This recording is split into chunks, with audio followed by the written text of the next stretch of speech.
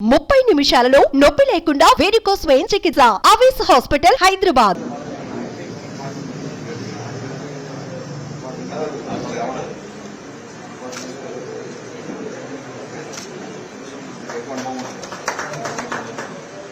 మాజీ వార్డు సభ్యులు సైన్ల పురుషోత్తం గారు మంద శ్రీరామ్ భారతీయ జనతా పార్టీలో చేరుతున్న సందర్భంగా బీఆర్ఎస్ పార్టీ యువజన అధ్యక్షుడిగా ఉండి ముదిరాజ్ సంఘానికి సంబంధించిన నాయకుడిగా ఉండి ఇలా బీఆర్ఎస్ పార్టీ చేసిన మోసాలను అనగదొక్కిన విధానానికి వ్యతిరేకంగా నరేంద్ర మోడీ గారిని మళ్ళా తిరిగి ప్రధానమంత్రి చేయాలనే లక్ష్యంతో కరీంనగర్ పార్లమెంట్లో భారతీయ జనతా పార్టీని గెలిపించాలనే ఉద్దేశంతో ఈరోజు భారతీయ జనతా పార్టీలో చేరుతున్నటువంటి మా సోదరుడు మంద శ్రీరామ్ గారికి జై శ్రీరామ్ చెప్తూ వారితో పాటు చేరినటువంటి ఆ సోదరులందరూ కూడా ఆ సోదరిమణులందరూ కూడా భారతీయ జనతా పార్టీలోకి హృదయపూర్వకంగా స్వాగతం పలుకుతా ఉన్నాడు.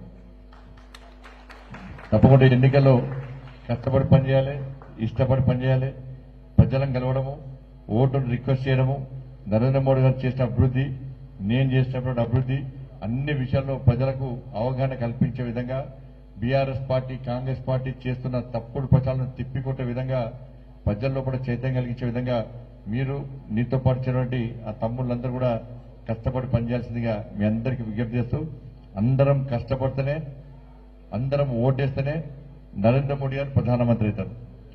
ఎందుకంటే ఇంతకుముందు అక్క చెప్పినట్టు ఇవి రాష్ట్రానికి సంబంధించిన ఎన్నికలు కావు, ఇవి నరేంద్ర మోడీని ప్రధానమంత్రి చేసే ఎన్నికలు. మొన్ననేమో రాష్ట్రానికి సంబంధించిన ఎన్నికలు. మొన్న ఓటు వేస్తుంది, కొట్లాడిందేమో మేమే, దెబ్బలు తిన్నది మేమే, జైలుకి పోయింది మేమే, మీరు ఓట్లు మాత్రం కాంగ్రెస్ పార్టీకి ఓటేస్తుంది.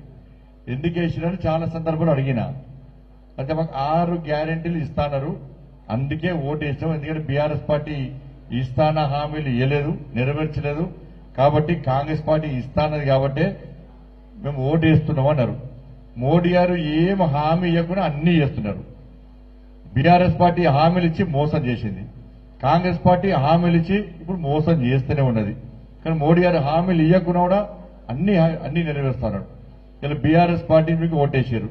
నేను మొన్న అడిగినా మళ్ళీ అడుగుతున్నా, బీఆర్ఎస్ పార్టీకి 2500 రూపాయలు మీ మహిళల అకౌంట్లో వేస్తున్నారు. 6 గ్యారెంటీలో అది ఉందా లేదా?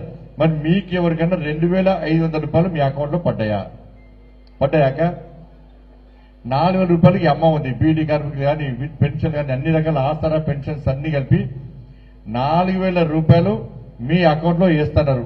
ఇక్కడున్న ఎవరికైనా పడ్డాయా? అది పోయింది. ఇలా 5 లక్షల రూపాయలు విద్యార్థులకు భరోసా కార్డు ఇస్తున్నారు, అది పోయింది. 5 లక్షల రూపాయలు ఇల్లు జాగా లేనోళ్ళకి ఇస్తున్నారు, అది పోయింది.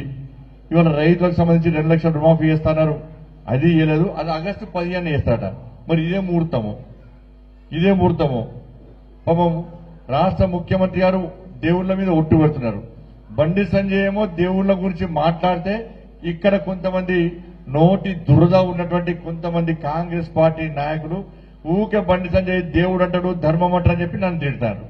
మరి ముఖ్యమంత్రి గారే ఆలంపూర్ పోతే అమ్మవారి మీద ఒట్టు అంటున్నాడు, యాదగిరి పోతే లక్ష్మీ నరసింహస్వామి మీద ఒట్టు అంటున్నాడు, భద్రాచలం పోతే రాముల అమ్మవారి మీద ఒట్టు అంటున్నారు, వరంగల్ పోతే భద్రకాళి అమ్మవారి మీద ఒట్టు అంటున్నాడు.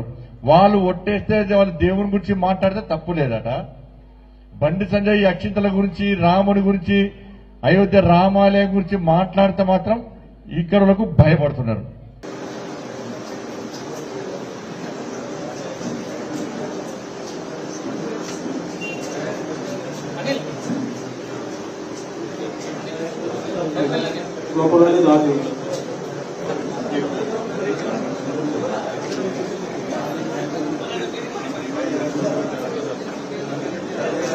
అందరూ ఒకసారి గ్రూప్ ఫోటో దిగాం.